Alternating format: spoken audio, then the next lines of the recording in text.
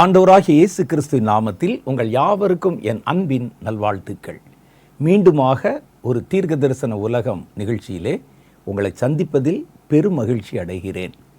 கர்த்தருடைய தீர்க்க தரிசனங்கள் கடைசி காலத்தில் இன்றியமையாதவைகள். அதனால தான் பழைய ஏற்பாட்டு காலத்தில் தீர்க்க தரிசிகளை பிரபலமாய் கர்த்தர் பயன்படுத்தினார். புதிய ஏற்பாட்டு காலத்தில் அவர்கள் சபையிலே ஒரு அங்கமாக இருந்தார்கள். ஆனால் அவர்களை ரொம்ப முக்கியத்துவப்படுத்தி கர்த்தர் பயன்படுத்தவில்லை. ஆனால் கடைசி காலத்தில் ஒரு பெரிய தீர்க்க தரிசன தலைமுறையையே எழுப்ப போவதாக கர்த்தர் வாக்கு பண்ணியிருக்கிறார். கடைசி காலம் என்பது கர்த்தர் தீர்க்க தரிசனங்கள் மூலம் தம் ஜனங்களுக்கு ஆலோசனை கொடுக்கவும், தம்முடைய ஜனங்களோட பேசவும், அவர்களை பலப்படுத்தவும் அவர் சித்தம் வைத்திருக்கிறார்.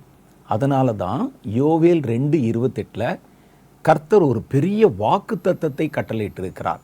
மாம்சமான யாவர் மேலும் என்னை விசுவாசிக்கிற, கர்த்தரை விசுவாசிக்கிற பிள்ளைகள் மேலே, வாலிபர்கள் மேலே, வயோதிபர்கள் மேலே, ஊழியக்காரர்கள் மேலே, ஊழியக்காரிகள் மேலே, எல்லார் மேலேயும் என் தீர்க்க தரிசன ஆவியை ஊற்றுவேன் என்று வாக்கு பண்ணியிருக்கிறார். அப்போ இவ்வளவு பேருக்குள்ளே கர்த்தர் தீர்க்க தரிசன ஆவியை ஊற்றணும், அதை ஒரு வாக்கு தத்தமாக சொல்லியிருக்கிறாரு. அப்படின்னா தீர்க்க தரிசனங்களின் முக்கியத்துவம் கடைசி காலத்தில் எவ்வளவு முக்கியமானது என்பதை இந்த வசனம் நமக்கு வெளிப்படுத்துகிறது. அதை சாத்தானும் புரிந்து கொண்டு தான் தீர்க்க தரிசனங்களை ஜனங்கள் நம்ப விட முடியாதபடி குழப்பக்கூடிய தீர்க்க தரிசிகளை, எப்படி மோசையை கர்த்தர் எழுப்பின போது பார்வோனுடைய சபையில் நிறைய சூனியக்காரர்களை சாத்தான் எழுப்பினானோ, அதே போல ஒரு தீர்க்க தரிசன தலைமுறையை கர்த்தர் எழுப்புவதற்கு முன்பாகவே ஒரு கள்ள தீர்க்க தரிசன கூட்டத்தை இன்றைக்கு உலகத்தில் எல்லா இடங்களிலும், சபைகளில், பொதுக்கூட்டங்களில், எல்லாவற்றிலும் பயன்படுத்தப்படுகிற கள்ள தீர்க்க தரிசிகளை பார்க்குறோம். இந்த கள்ள தீர்க்க தரிசியோட சத்தம் அதிகமாய் ஒலிக்கிறது என்பதற்காக நல்ல தீர்க்க தரிசனங்களை கவனிக்காமல் நீங்கள் விட்டுறக்கூடாது. ஏனென்றால் நல்ல தீர்க்க தரிசனங்கள் மூலம்தான் கடைசி காலத்தில் கர்த்தர் உங்களை தெளிவாக நடத்த முடியும். அதுக்காக தான் இந்த வாக்கு தத்தத்தை கர்த்தர் கொடுத்திருக்கிறார். அப்போ இந்த கள்ள தீர்க்கதரிசிகளின் சத்தம் உயர்ந்து ஒலிக்குது, நல்ல தீர்க்கதரிசிகளின் சத்தம் மடங்கி இருக்குது. அநேகர் அந்த கள்ள சத்தத்தை கேட்டு அதை தீர்க்க தரிசனம் என்று நம்புகிறார்கள். இந்த மாதிரி ஒரு சிக்கல்ல, ஒரு கண்ணியில் கர்த்தருடைய பிள்ளைகளான நீங்கள் மாட்டிக்கொள்ளக்கூடாது என்பதனால தான் ஒரு நல்ல தீர்க்க தரிசனம், நல்ல தீர்க்க தரிசி இவர்களை குறித்து தொடர்ச்சியாக நம்ம இந்த நிகழ்ச்சியிலே ஆராய்ந்து கொண்டு வருகிறோம். ஒரு தீர்க்க தரிசனத்தை ஒருத்தர் சொன்ன உடனே கர்த்தர் சொல்லுகிறார் அப்படின்னு சொல்லுவாங்க. அதை நீங்கள் நம்ப வேண்டும் என்பதற்காக கையை உதறுவாங்க, காலை உதறுவாங்க, சத்தத்தை உயர்த்துவாங்க, கண்ணை உருட்டு பார்த்து பேசுவாங்க. நம்ம நம்பணுங்கிறதுக்காக நிறைய பல விஷயங்களை அதோடு இணைத்து அதை தீர்க்க தரிசனம் நீங்கள் நம்புங்கன்னு சொல்லுவாங்க. இந்த சலசலப்பு கலகலப்பெல்லாம் பார்த்துட்டு நீங்கள் அது கர்த்தர் தான் பேசுகிறாரோ என்று நம்பி விடக்கூடாது. அது தீர்க்க தரிசனங்களுக்கு உண்டான லட்சணங்கள் அதில் இருக்குதா, தீர்க்க தரிசனங்களுக்கு உண்டான அம்சங்கள் இருக்குதா அப்படின்னு பார்த்து ஒரு நல்ல தீர்க்க தரிசனத்தை நம்ம புரிந்து கொள்ளணும். அதற்காகத்தான் இந்த நிகழ்ச்சி. போன முறை நம்ம சந்தித்து கொண்ட போது ஒரு நல்ல கர்த்தர் செய்ய போகிற நன்மையை குறித்த தீர்க்க தரிசனங்கள். கர்த்தர் ஒரு காரியத்தை, ஒரு நல்லதை ஒரு தேசத்திற்கோ அல்லது ஒரு சபைக்கோ ஒரு குடும்பத்துக்கோ அல்லது ஒரு தனி மனிதனுக்கோ செய்ய போகிறார் என்பதை ஒரு தீர்க்க தரிசனமாக வெளிப்படுத்துவார். அந்த மாதிரி வெளிப்படுத்துகிற நிறைய வெளிப்பாடுகள், தீர்க்க தரிசனங்கள் வேதத்திலே இருக்கின்றன. கர்த்தர் வரப்போகிற ஆபத்தை பற்றி தான் பேசணும்னு அவசியம் இல்லை. வரப்போகிற பயங்கரங்களை, பேரழிவுகளை பற்றி பேசினால்தான் தீர்க்க தரிசனம் என்று அர்த்தம் அல்ல. தீர்க்க தரிசனத்தில் ஒருவனை குறித்து அவர் செய்ய போகிற நன்மை அவருடைய மனசில் வச்சிருப்பார். இவனுக்கு இதை செய்யணும், இவர்களுக்கு இதை கொடுக்கணும் என்று கர்த்தர் தம்முடைய மனசில் வச்சிருப்பார். அந்த நன்மையான காரியங்களை அவர் தீர்க்க தரிசனமாக வெளிப்படுத்த முடியும். உங்களை குறித்து நல்ல நினைவுகளை வைத்திருக்கிறேன் என்று வேதத்தில் சொல்லுது பாருங்க. அது மாதிரியான நல்ல நினைவுகளை அவர் வெளிப்படுத்தி பேசுவார். அது பேரும் தீர்க்க தரிசனம்தான். அப்போ இந்த தாம் செய்ய போகிற நன்மைகளை வெளிப்படுத்தி பேசுகிறார் என்ற உடனே அந்த வெளிப்பாடு கர்த்தர் தான் பேசுகிறாரா, அல்லது ஒரு மனிதர் நம்மை வசப்படுத்தி கொள்ள அவராக எதையாவது பேசுகிறாரா, அல்லது நம்மை வஞ்சிக்க சாத்தான் எதையாவது பேசுகிறானா என்பதை நம்ம கண்டுபிடிக்கணும். முதல்ல கர்த்தர் இதெல்லாம் உங்கள் வாழ்க்கையில் செய்ய போகிறார் என்பதை உங்களை உற்சாகப்படுத்துவதற்காக சொல்லிக்கிட்டே இருப்பாங்க. நான் போன வாரம் சந்திக்கும் போதே சொன்னேன். பார்த்திங்கன்னா சிலர் உடைய செய்தியில், ஆராதனையில் செய்தியெல்லாம் இருக்காது, வெறும் ஊக்கப்படுத்துகிற இந்த வாரத்தில் அதை அழுதுகிட்டே பேசுவாங்க. பார்த்திங்கன்னா ட்ராமா மாதிரி நடிச்சுக்கிட்டே பேசுவாங்க. இந்த வாரத்தில் உன் பிரச்சனையெல்லாம் மாறி போயிடுமா, உன்னுடைய கண்ணீரெல்லாம் துடைக்கப்பட்டு போயிடுமா சொன்னோன்னே தேம்பி தேம்பி அழுவாங்க. கர்த்தர் உன்னை இப்பொழுது தன் கையை நீட்டி உன் கண்ணீரை துடைப்பேன்னு வாக்கு கொடுக்குறாருமா, நீ வாங்கின கடனெல்லாம் தீர்ந்துருமா, இப்படியே ஆராதனை முழுசும் பேசிகிட்டே இருப்பாங்க. அதில் வேறு செய்தி எதுவுமே இருக்காது. நமக்கு அது ஒரு சந்தோஷத்தை கொடுக்கும். அது நடக்குதா நடக்கலையாங்கிறத பற்றி நம்ம கவலைப்பட மாட்டோம். அந்த நேரத்தில் நம்மை மோட்டிவேட் பண்ணுறதுனால, ஒரு ஊக்கப்படுத்துறதுனால ஏதோ பிரச்சனை இலகுவானது போல ஒரு தோற்றம் உண்டாகும். ஆனால் உண்மையிலே அப்படி நடக்காது. கர்த்தர் தாம் செய்ய போகிற நன்மையை சொன்னால் அந்த நன்மையை பெறுவதற்கு நீங்கள் என்ன செய்ய வேண்டும் என்பதையும் சேர்த்தே சொல்லணும். அது சொல்லாமல் வெறுமனே இப்படி சொன்னாங்கன்னா, இந்த பாஸ்டர் திட்டமிட்டு பேசுகிறார், நேற்று ராத்திரி கர்த்தர் இப்படி சொன்னார், கர்த்தர் சொன்னால் முழுசாக சேர்த்து சொல்லுவார், ஒரு பங்கை மாத்திரம் சொல்ல மாட்டார். தாங்கள் சொல்லுவதை நீங்கள் நம்ப வேண்டும். ஒரு தவறான ஒரு ஊக்கத்தை, ஒரு தவறான நம்பிக்கையை பெற்று அதை நீங்கள் நம்பணும் அப்படிங்கிறதுக்காக பிளான் பண்ணி சொல்கிறாரு அப்படின்னு நம்ம புரிஞ்சுக்கலாம். கர்த்தர் பேசியிருந்தால் அதற்கு அடையாளம் இருக்கும். உங்களுக்கு ஒரு காரியத்தை தருவேன் என்றால் அதுக்கு நீ என்ன செய்யணுங்கிறதை சேர்த்து தான் கர்த்தர் சொல்லணும். அதைத்தான் நம்ம போன முறை சந்தித்த போது நம்ம அதை குறித்து உங்களுக்கு சொன்னேன். அதில் இன்னொரு காரியம் சொல்கிறேன் பாருங்கள். ஏசாயா தீர்க்கதரிசியின் புஸ்தகம் 62வது அதிகாரம் 6-7 ஆகிய வசனங்களில் கர்த்தர் எருசலேமுக்கு சொல்லுகிற என்ன செய்ய போகிறேன் என்ற ஒரு திட்டத்தை சொல்லுகிறார். என்ன சொல்கிறார்? எருசலேமே, உன் மதில்களின் மேல் பகல் முழுவதும் ரா முழுவதும் ஒரு காலும் மௌனமாயிராத ஜாமக்காரரை கட்டளையிடுவேன். உன்னை சுற்றிலும் கண் வைத்து உன்னைய வாட்ச் பண்ணி உனக்கு கண்காணிப்பு செய்வதற்கு உன்னை சுற்றிலும் நான் காவலாளிகளை வைப்பேன். ஒரு வாக்குத்தத்தம். கர்த்தரை பிரஸ்தாபம் பண்ணுகிறவர்களே, நீங்கள் அமெரிக்கா இருக்கலாகாது. அது மாதிரி உங்களுக்கு சுற்றிலும் ஆட்களை உண்டாக்குவேன். ஆனால் நீங்கள் என்ன செய்யணும்? உங்களை நான் நன்மையும் புகழ்ச்சியுமாக வைப்பேன் அப்படின்னு சொல்லதோடு நிறுத்தாமல் அடுத்த வசனத்தில் சொல்கிறாரு பாருங்க. கர்த்தரை பிரஸ்தாபம் பண்ணுகிறவர்களே அப்படின்னா என்ன அர்த்தம்? ஊழியக்காரர்களே, நீங்கள் அமெரிக்கையா இறக்கக்கூடாது. அமெரிக்கைனா அப்படி சும்மா அப்படி கம்பீரமாக அப்படி இருக்க, சம்பிரமமாக ஒரு அமைதலாக அப்படி இருக்கக்கூடாது. நீங்கள் வேலை செய்து கொண்டே இருக்கணும். ஒரு நிர்விசாரமாக ஒரு மேம்போக்குத்தனமாக அப்படி இல்லாதபடிக்கு நீங்கள் அமெரிக்கா இருக்கக்கூடாது. அவர் எருசலேமை ஸ்திரப்படுத்தி பூமியிலே அதை புகழ்ச்சியாக்கும் வரைக்கும் அவரை அமர்ந்திருக்க விடாதீர்கள். பாருங்க, கர்த்தர் உன்னுடைய மதில்களை ஸ்திரப்படுத்தி அதன் மேலே காவலை வைப்பேன் என்று சொல்லுகிறார். அதுக்கு நீ என்ன செய்யணும்னா, அவரை அமர்ந்திருக்க விடக்கூடாது. நீங்கள் நிர்விசாரமாக ஆண்டவர் தான் எல்லாம் வச்சிருவாரேன்னு சொல்லிட்டு நீங்கள் நிர்விசாரமாக மிதந்துடக்கூடாது.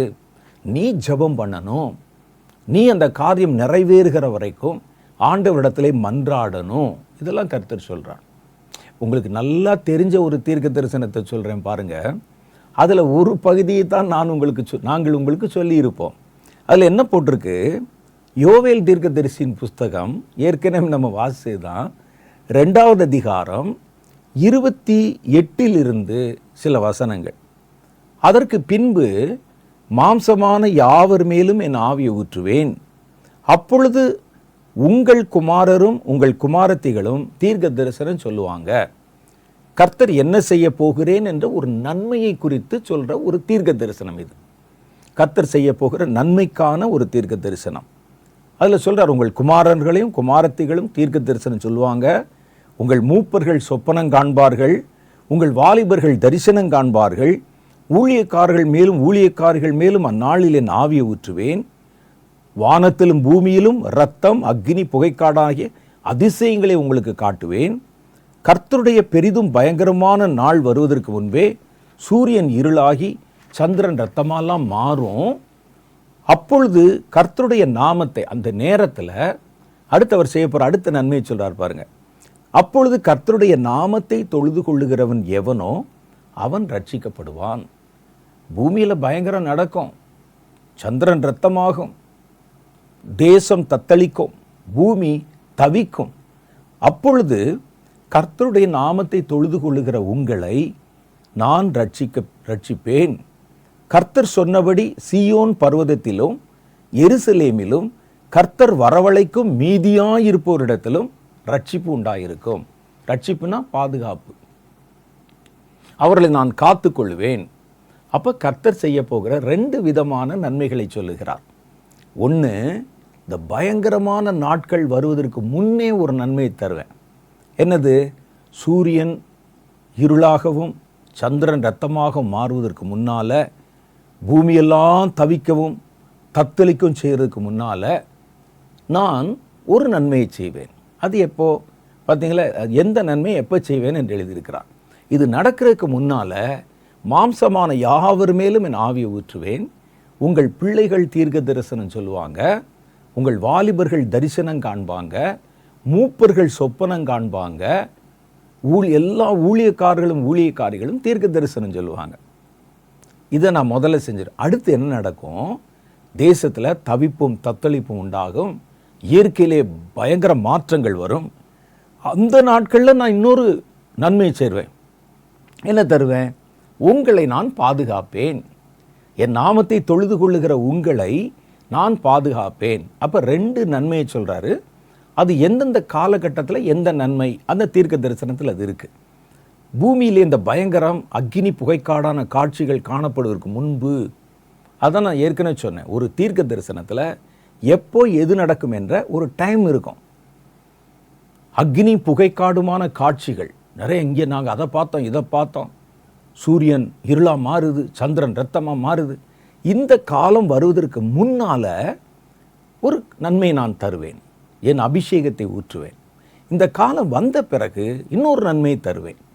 அந்த நன்மை என்னென்னா, என் நாமத்தை ஆவியோடு உண்மையோடு தொழுது கொள்ளுகிற என் பிள்ளைகளை நான் இந்த தீமையிலிருந்து பாதுகாத்து கொள்வேன். அப்போ 2 நன்மை 2 காலகட்டத்தில் செய்வதாக கர்த்தர் நமக்கு சொல்லி இருக்கிறார். சரி, இப்போது இதில் அவர் நன்மை செய்வது மாத்திரம் சொல்லியிருக்கிறார். இவ்வளோதான் நம்ம இதுவரைக்கும் சொல்லியிருக்கிறோம். அதுக்கு நீங்கள் என்ன செய்யணும்னு சொல்லியிருக்கிறார் பாருங்கள். கர்த்தர் இதை சுதந்திரித்து கொள்ள, இந்த நன்மைகளை பெற்றுக்கொள்ள நீங்கள் என்ன செய்யணும்? அது ஒன்று இருக்கணும்ல. அது இருக்கான்னு பாருங்களேன். ஆமாம், யோவேல் 2வது அதிகாரம் 12 சில வசனங்கள். ஆதலால் நீங்கள் இப்போதே உபவாசத்தோடும் அழுகையோடும் புலம்பலோடும் உங்கள் முழு இருதயத்தோடும் என்னிடத்தில் திரும்புங்கள் என்று கர்த்தர் சொல்லுகிறார். அப்போ கர்த்தருடைய நன்மை செய்வேன் என்று ஒரு வாக்குத்தத்தம் கொடுத்தாரே, ஒரு தீர்க்க தரிசனம் சொன்னாரே, அது வர்றதுக்கு முன்னால் தேவ ஜனங்கள் என்ன செய்யணுமா? அவர்கள் உபவாசத்தோடும் அழுகையோடும் புலம்பலோடும் முழு இருதயத்தோடும் என்னிடத்தில் திரும்புங்கள். தேவ ஜனங்கள் முதல்ல கர்த்தரிடத்தில் திரும்பணும். இன்னைக்கு ஊழியக்காரத்தில் திரும்பி இருக்கிறாங்க, சபைகளிடத்தில் திரும்பி இருக்கிறாங்க. பிராண்ட் இருக்கு பாருங்க, நான் இவரை சேர்ந்தவன், இந்த ஊழியத்தை, அந்த பிராண்ட் இடத்துல திரும்பி இருக்கிறாங்க. சிலர் தங்களுடைய சொந்த சிந்தனையை, தங்களுடைய சுயத்தை நோக்கி திரும்பி இருக்கிறாங்க. ஆண்டவர் சொல்றார், என்னை நோக்கி திரும்பு. இந்த அபிஷேகம், இந்த ஒரு புதிய தலைமுறை, ஒரு தீர்க்க தரிசன தலைமுறை எழும்பணும்னா அதுக்கு முன்னால் நீங்கள் என்கிட்ட திரும்பணும். வெறும் இந்த வாக்குத்தத்தத்தை வைத்துக்கொண்டு ஆண்டவரே சொல்லி இருக்கிறேரே நிரப்பும் நிரப்பும் நிரப்பும்னா நிரப்ப மாட்டேன். நீங்கள் முதல்ல உபவாசத்தோட அழுகையோட புலம்பலோட முழு இருதயத்தோட என்கிட்ட திரும்புங்க, பாவத்தை விடுங்க, என்கிட்ட வாங்க. நீங்கள் உங்கள் வஸ்திரத்தை அல்ல, உங்கள் இருதயங்களை கிழித்து உங்கள் தேவனாகிய கர்த்தரிடத்தில் திரும்புங்கள். சும்மா வெளியே அழுகிற மாதிரி, புலம்புற மாதிரி, கத்துற மாதிரி, சட்டையை கிழிக்கிறது, முடியை கலைச்சி போகிறது, இது மாதிரி ட்ராமாலாம் பண்ணாத. உண்மையிலேயே என்கிட்ட மனம் திரும்பு. பாவத்தை விட்டு, உலகத்தை விட்டு, மாம்சத்தை விட்டு மனம் திரும்புங்கள். அடுத்து அவர் சொல்கிறார், அவர் இரக்கமும் மன உருக்கமும் அதை பற்றிலாம். ஒருவேளை அவர் திரும்பி மனஸ்தாபப்பட்டு உங்களுக்கு உதவி செய்வார். இது ஒரு பக்கம் இருக்கட்டும். அடுத்து நம்ம என்ன செய்யணும்னு அதிலே சொல்கிறார் பாருங்க, 15வது வசனத்தில். அடுத்து 2வது அதிகாரம் யோவேல்ல 15, சீயோனிலே எக்காலம் ஊதுங்கள், பரிசுத்த உபவாச நாளை நியமியுங்கள், விசேஷித்த ஆசரிப்பை கூறுங்கள், ஜனத்தை கூட்டுங்கள், அடுத்து சபையை பரிசுத்தப்படுத்துங்கள், முதியோரை சேருங்கள், பிள்ளைகளையும் பால் உண்கிற குழந்தைகளையும் கூட கூட்டுங்கள், மணவாளன் தன் அறையையும் மணவாட்டி தன்னுடைய மறைவையும் விட்டு புறப்பாடுவார்களாக. ஏன் இந்த வார்த்தை சொல்லியிருக்கிறாங்கன்னு சொன்னால், இந்த திருமணமானவர்களுக்கு பழைய ஏற்பாட்டு காலத்தில் ஒரு விலக்கு கொடுக்கப்பட்டிருக்கும். கல்யாணம் ஆச்சுன்னா அவன் 1 வருஷம் வரைக்கும் யுத்தத்துக்கு போக வேண்டிய அவசியம் இல்லை. வேறு எந்த ஒரு காரியத்திற்கும் அவன் முழுவதாக தன்னை ஈடுபடுத்தி கொண்டு 1 வருஷம் வெளியே போக வேண்டிய அவசியம் இல்லை. ஆனால் இங்கே சொல்கிறாரு, இந்த வாக்குத்தத்தத்தை பெறணும்னா இந்த 1 வருஷ கணக்கெல்லாம் பார்க்காத, நீயும் உன்னுடைய அறையை விட்டு வெளியே புறப்பட்டு வா. மணவாளனாக இருந்தாலும் மணவாட்டியாக இருந்தாலும் உன் அறையை விட்டு புறப்பட்டு உபவாசத்துக்கு வரணும். கர்த்தருடைய பணிவிடைக்காரராகிய ஆசாரியர்கள் மண்டபத்துக்கும் பலிபீடத்துக்கும் நடுவிலே அழுது, அதான் முக்கியம்.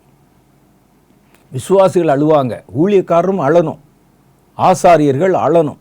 கர்த்தாவே, நீர் உமது ஜனத்தை தப்பவிட்டு புறஜாதிகள் அவர்களை பழிக்கும் நிந்திக்கும் உமது சுதந்திரத்தை ஒப்புக்கொடாதிரும் என்று சொல்லி என்னிடத்தில் ஜெபம் பண்ணுவார்களாக.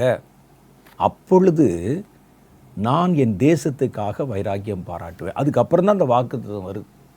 அப்போ இந்த வாக்குத்தத்தத்தை சுதந்திரிக்கணும்னா அவர்கள் முதல்ல கர்த்தரிடத்தில் திரும்பணும், சபை பரிசுத்தமாக இருக்கணும், பரிசுத்தப்படுத்தணும், ஒருமித்து அதை கர்த்தரிடத்தில் கேட்கணும்.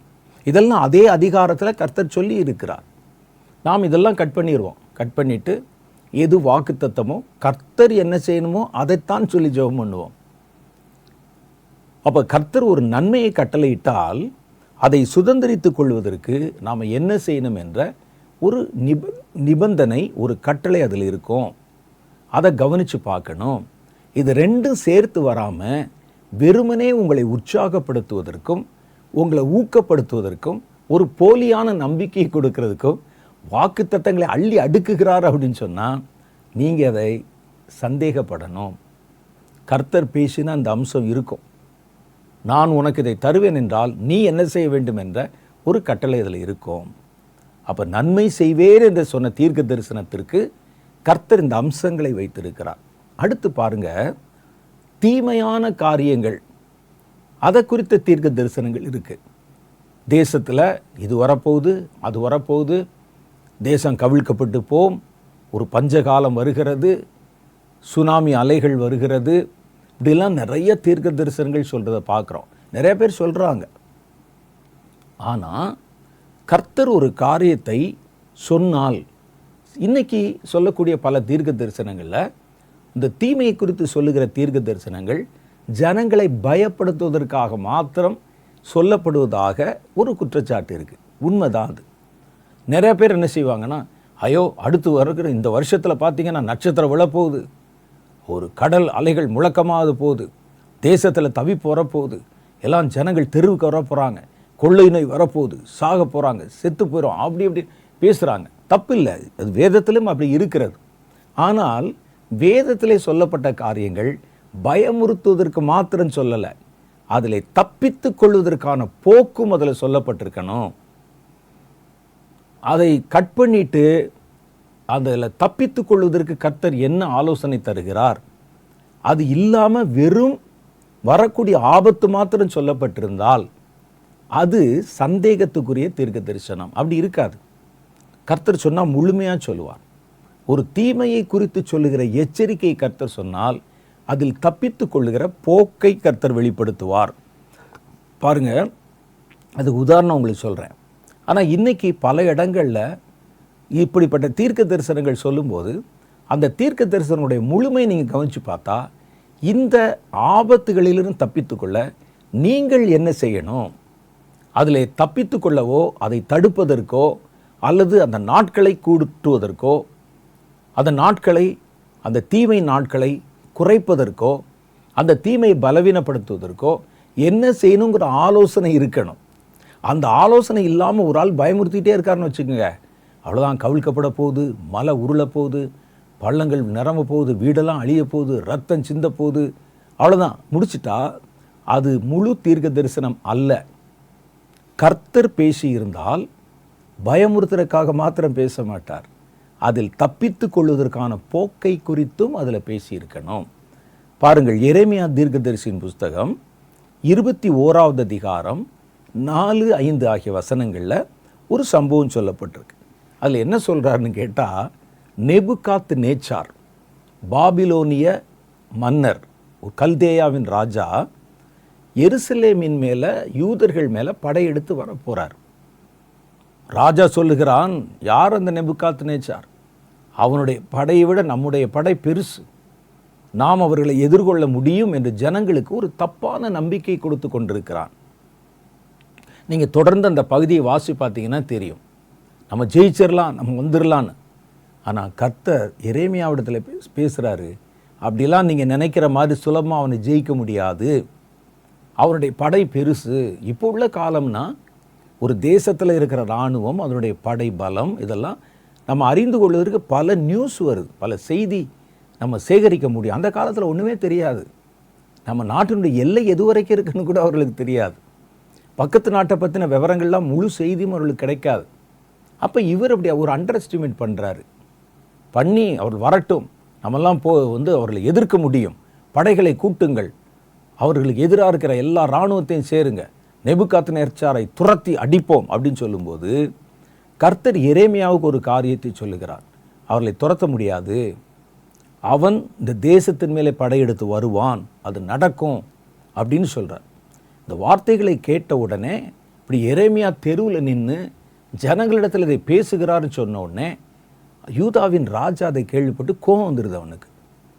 ஜனங்களுடைய இருதயத்தை கலங்க பண்ணுறியா, கரைந்து போக பண்ணுகிறாயா என்று சொல்லித்தான் எரேமியாவை பிடிச்சி மிரட்டி இந்த தீர்க்க தரிசனத்தை எங்கும் பேசக்கூடாதுன்னு சொல்லி அவருடைய தீர்க்க தரிசனத்தை கத்தரித்து வெட்டி நெருப்பில் போட்டு எரித்து மறுபடியும் எரேமியா அதை சொன்ன உடனே எரேமியாவை சிறைப்படுத்தி குழியில் இறக்கி தண்டனை கொடுத்தாங்க.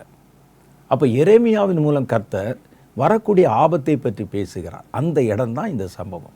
அதில் என்ன சொல்கிறார் பாருங்கள், இந்த பிரச்சனை வருது, பிரச்சனையை பற்றி மாத்திரம் சொல்லலை, அதுக்கு என்ன செய்யணும் அதையும் அதில் சொல்லியிருக்கிறார்.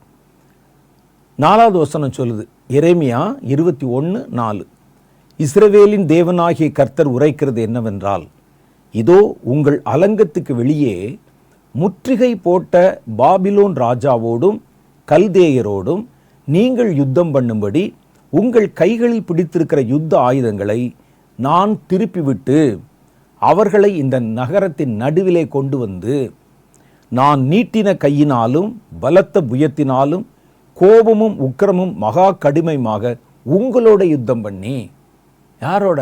இஸ்ரவேலரோட, யூதர்களோட. அவனுக்கு கதவை திறந்து விட்டு நான் உங்களோட அவன் மூலமாக யுத்தம் பண்ணி இந்த நகரத்தின் குடிகளையும் மனுஷரையும் மிருகங்களையும் சங்கரிப்பேன், மகா கொள்ளை நோயால் சாவார்கள். அதற்கு பின்பு நான் யூதாவின் ராஜாவாகிய சிதேக்கியாவையும் அவன் ஊழியக்காரரையும் ஜனத்தையும் இந்த நகரத்திலே கொள்ளை நோய்க்கும் பட்டயத்துக்கும் பஞ்சத்துக்கும் தப்பி மீதியானவர்களையும் பாபிலோன் ராஜாவாகிய நேபுகாத் நேச்சாருடைய கையிலும் அவன் சத்துருவின் கைகளிலும் அவர்கள் பிராணனை வாங்க தேடுகிறவர்களின் கையிலும் ஒப்பு கொடுப்பேன். பார்த்தீங்களா எவ்வளோ பெரிய தீமையை பற்றி கர்த்தர் பேசுகிறார். சிதேக்கியா வீராவேசம் பேசி கொண்டிருக்கிறார், அதெல்லாம் ஒன்றும் நடக்காது, நம்ம அதெல்லாம் பார்த்து கொள்ளலாம். அந்த நேரத்தில் கர்த்தர் சொல்ல, இல்லை இல்லை, நான் உனக்கு எதிராக நிற்கிறேன். நீ செய்த பாவத்து நிமித்தம், என்னை மறந்த துரோகத்து நிமித்தம் தேசத்தின் மேலே பெரிய பாழ்கடிப்பு வருது. கர்த்தர் எச்சரிக்கை சொல்கிறார்.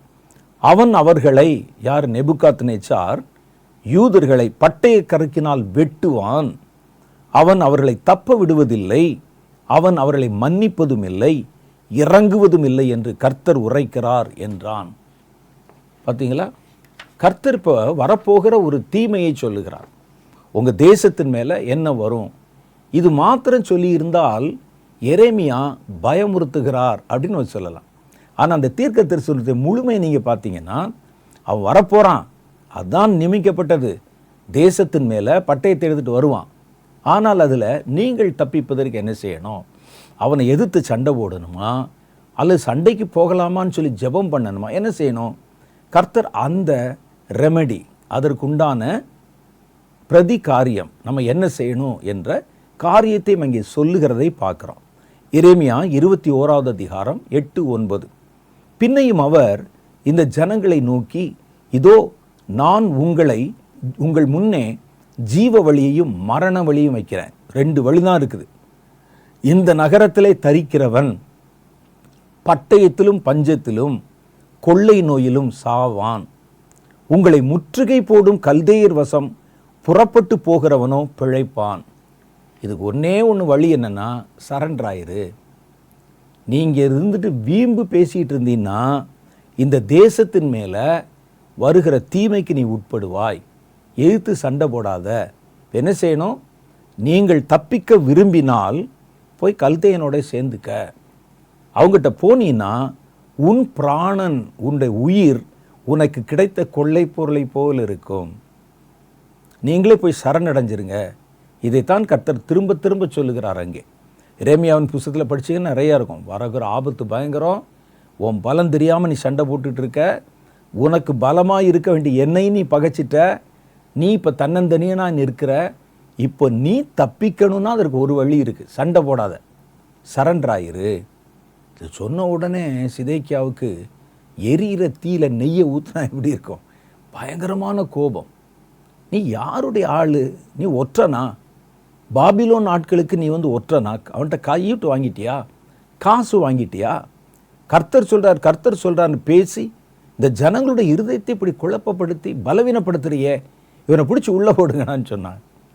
ஆனால் உண்மை என்னன்னு சொன்னால், கர்த்தர் வருகிற ஆபத்தையும் சொன்னார், உங்கள் பிராணன் தப்பிக்கணும்னு சொன்னான். நீங்கள் அழிஞ்சிடக்கூடாது முற்றிலும் என்று சொன்னால், அதற்கு தப்பிப்பதற்கான ஜீவ வழியையும் கர்த்தர் அவர்களுக்கு காண்பித்தார்.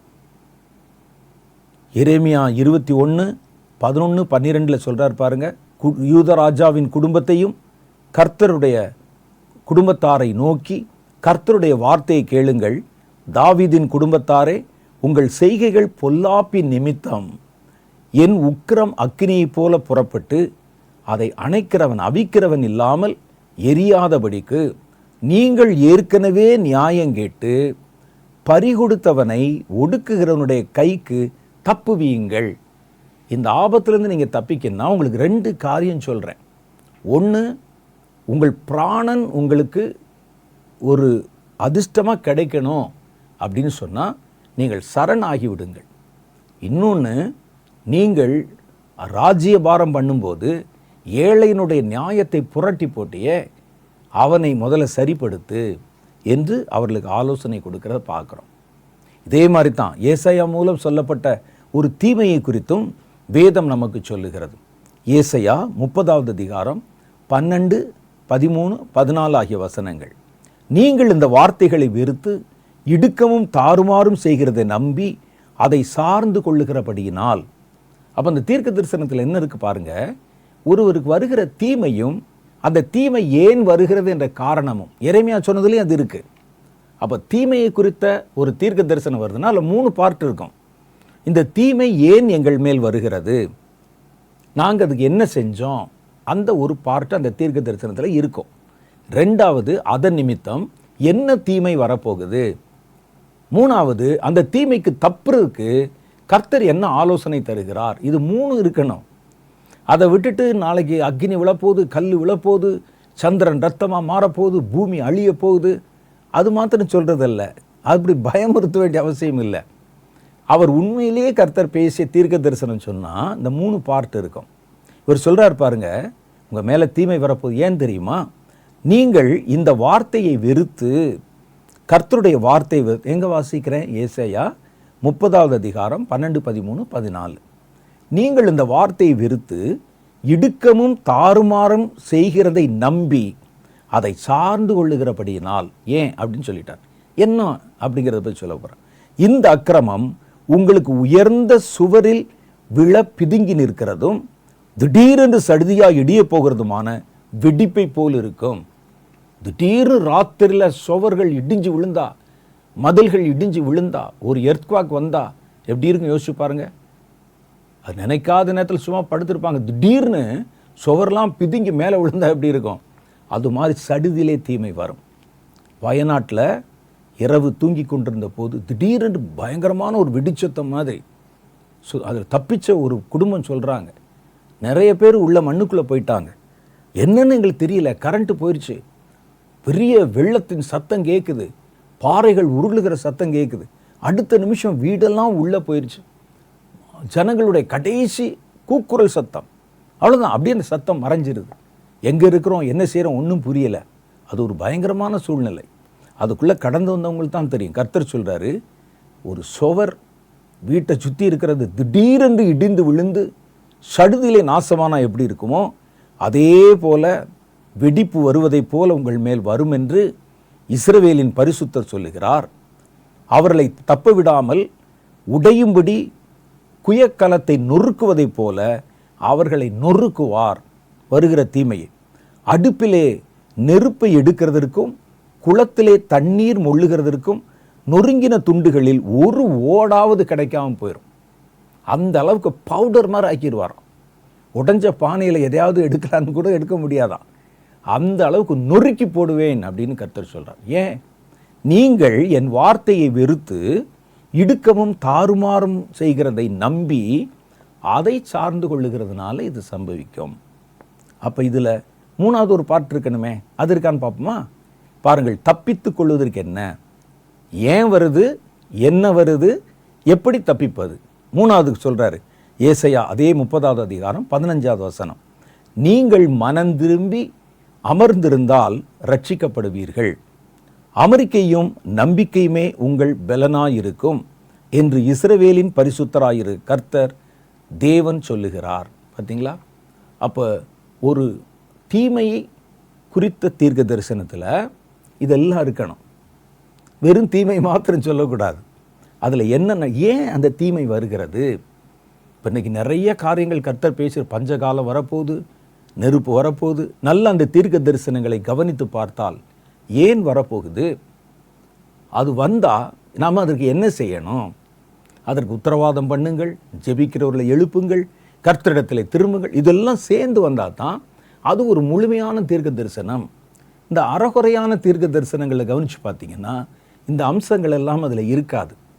வெறும் ஒருத்தனை பயமுறுத்தணும், பயமுறுத்தி எனக்கு காணிக்க கொடுத்தா சரியாக போயிடும், பயமுறுத்தணும், எங்களை சார்ந்து கொள்ளுங்கள், அல்லது ஒருத்தனுக்கு ஆசை காட்டி அவனை உற்சாகப்படுத்தணும். உண்மையிலேயே கர்த்தர் உற்சாகப்படுத்த ஒருவனுக்கு நல்லது செய்ய பேசினால் அதற்கும் சில அம்சங்கள் இருக்கிறது. தேசத்தின் மேல் வருகிற சாபத்தின் தீமை பற்றி பேசினா அந்த தீர்க்க தரிசனத்திற்கும் ஒரு அம்சம் இருக்கிறது. அதைத்தான் இன்றைக்கி நான் உங்களுக்கு தெளிவாக சொல்லியிருக்கிறேன். ஒருத்தர் நமக்கு வாக்குத்தத்தத்தை சொல்லி ஆசை காட்டுகிறார் என்பதற்காக அதை நீங்கள் முழுசாக நம்ப வேண்டியதில்லை. ஒருவர் பயமுறுத்துகிறார் என்பதற்காக அதை நோக்கி பயப்பட வேண்டியதில்லை. அது உண்மையிலே கர்த்தர் சொல்லியிருந்தா அந்த தீர்க்க தரிசனத்தின் முழுமை என்பதில் இந்த அம்சங்களெல்லாம் இருக்குதான்னு பாருங்க. இருந்தால் பயப்படுங்க, அப்படி இருந்தால் அந்த நன்மையை சுதந்திரிக்க பாடுபடுங்கள். இல்லாமல் நீங்களாம் ஒன்றை எதிர்பார்த்து கொண்டு சொல்லப்பட்டது உண்மையிலே தீர்க்க தரிசனம் தானா அல்லது அரைகுறை தீர்க்க தரிசனமா என்பதை அறியாமல் நீங்கள் பயப்படவும் வேண்டாம், நீங்கள் அதை வாஞ்சித்து எதிர்பார்த்து காத்திருந்து ஏமாந்து போக வேண்டாம். தீர்க்க தரிசனங்கள் இவ்வளோ விஷயம் இருக்குது. அடுத்த வாரம் சந்திக்கும் போது இன்னும் சில முக்கியமான காரியங்களை குறித்து நான் உங்களிடத்தில் பேச ஆசைப்படுகிறேன். அதுவரை கர்த்தர் உங்களை ஆசீர்வதித்து காப்பாராக. ஆமென்.